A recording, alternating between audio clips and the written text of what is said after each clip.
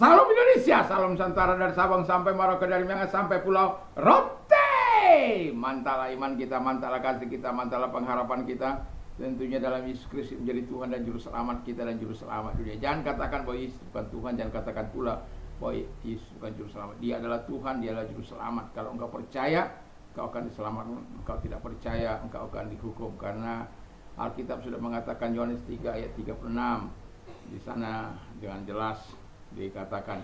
Dan juga Yesus sudah berkata dalam Yohanes 14 ayat yang ke-6, Akulah jalan dan kebenaran dan hidup, tiada seorang sampai kepada Allah kalau tidak melalui aku. Petrus mengatakan dalam Kisah Rasul 4 ayat 12, dan keselamatan tidak ada dalam siapapun juga selain dalam Dia Yesus Kristus, karena di bawah kolong langit ini tidak ada nama lain yang diberikan kepada manusia yang olehnya kita diselamatkan. Dan Yohanes 3 ayat 36 berkata, 16 berkata, karena begitu besar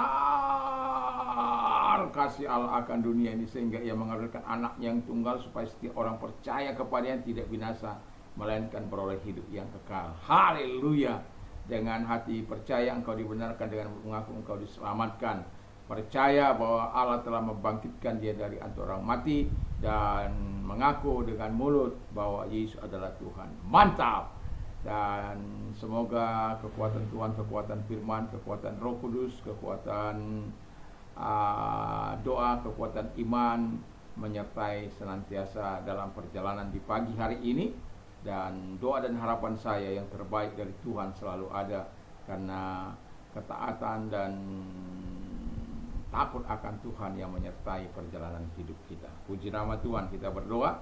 Terima kasih Tuhan Bapa di surga, kami tetap percaya pemberitaan salib-Mu bagi orang yang mau selamat akan diselamatkan, bagi orang yang tidak mau mereka akan menganggap itu sebuah kebodohan.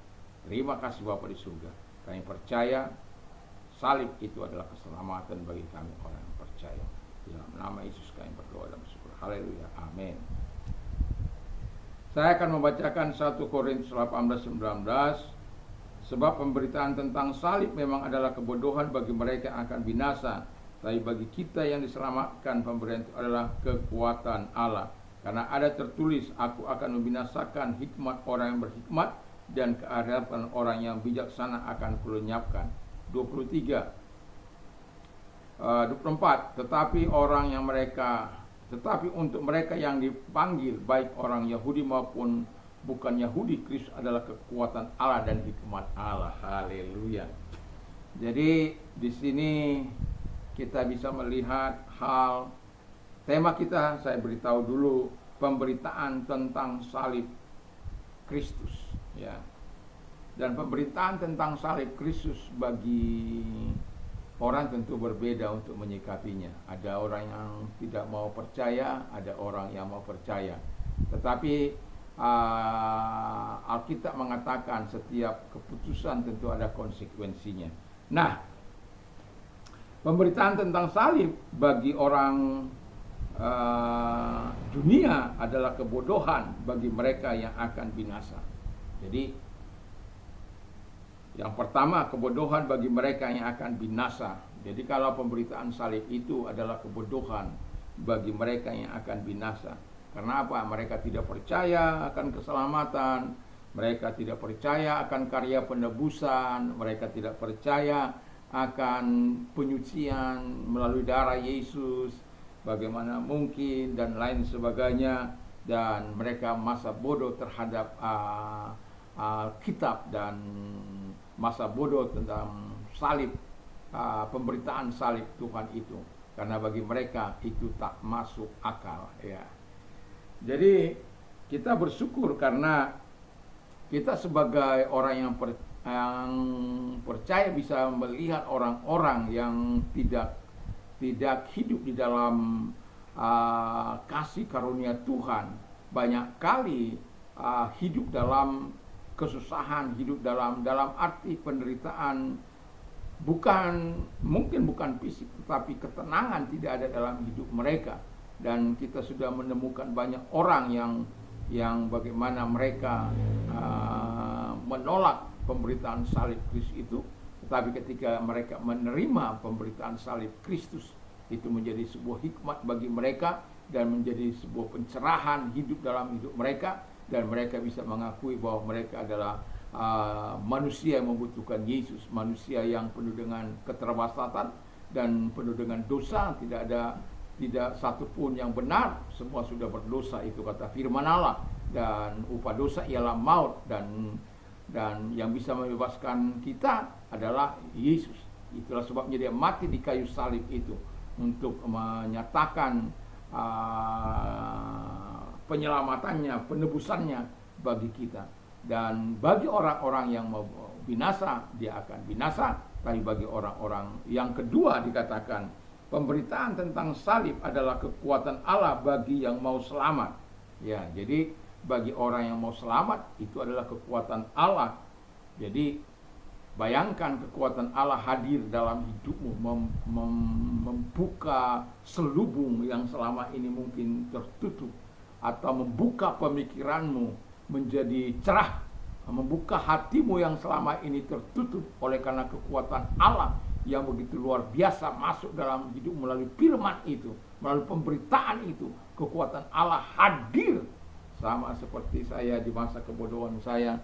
Selama 6 tahun saya menutup diri terhadap kebenaran ini, karena dari 3 tahun bersama dengan teman saya yang bernama Joni Sinaga, dan kemudian di Sumatera, di Kalimantan ada Pak Longkutai almarhum, di mana yang senantiasa mengingatkan untuk hidup dalam kasih karunia Tuhan. Dasar kita pada waktu itu orang yang bebal kebal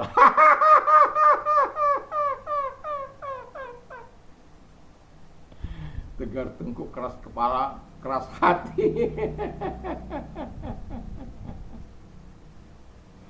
Tetapi melalui pemberitaan yang mereka lakukan, pada akhirnya dia berbuah manis, dan kekuatan Tuhan mendobrak dari dalam, menghancurkan belenggu dan menghancurkan tembok-tembok yang saya bangun untuk menolak tentang dia menjadi raja atas kehidupan saya. Tetapi tidak ada hari sekarang ini tanpa mengatakan dia harus menjadi Tuhan dan menjadi raja di dalam hidup. Dalam bangun pagi-pagi atau dimanapun saya berdoa, saya berkata, engkau menjadi raja, menjadi Tuhan di hati ini, dalam hidup ini, dalam pikiran ini, dalam semua. Engkau mengintervensi. Supaya apa? Supaya saya tidak keluar dari kehendaknya, saya tidak keluar dari firman-Nya, saya tidak keluar dari kebenaran, saya tidak keluar dari kasih-Nya. Dan sebab apa? Saya sudah percaya terhadap pemberitaan Alkitab, pemberitaan firman Allah, pemberitaan salib itu, bahkan menjadi seorang yang terlibat di dalam pelayanan kepada Dia. Dan bagi orang yang Allah menjadi, bagi orang yang menerima pemberitaan tentang salib itu, kekuatan Allah tentu nyata dalam hidup mereka. Mereka menjadi taat. Bukan mudah untuk menjadi taat, tetapi karena kekuatan Allah itu, mereka bisa menjadi taat. Mereka hidup dalam kasih, dan mereka hidup melakukan kehendak Allah, dan menyenangkan hati Allah, dan melakukan firman Allah. Karena sebagai respon kebaikan Tuhan dalam kehidupan mereka. Karena keselamatan yang kita peroleh bukan karena kehebatan kita, justru diberikan saat kita masih berdosa. Keselamatan dia berikan saat kita tidak berguna sebenarnya, tapi dia mati di kayu salib.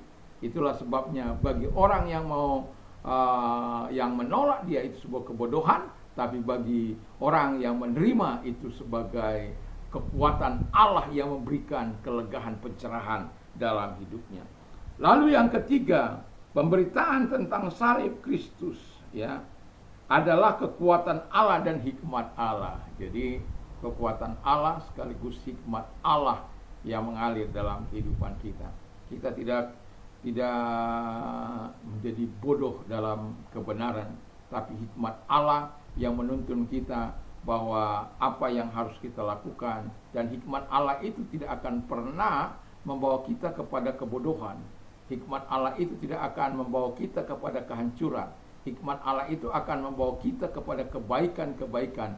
Dan hikmat Allah itu dibantu oleh kekuatan Yesus Kristus akan memampukan kita untuk tetap tinggal dalam hikmat Allah yang adalah firman Allah.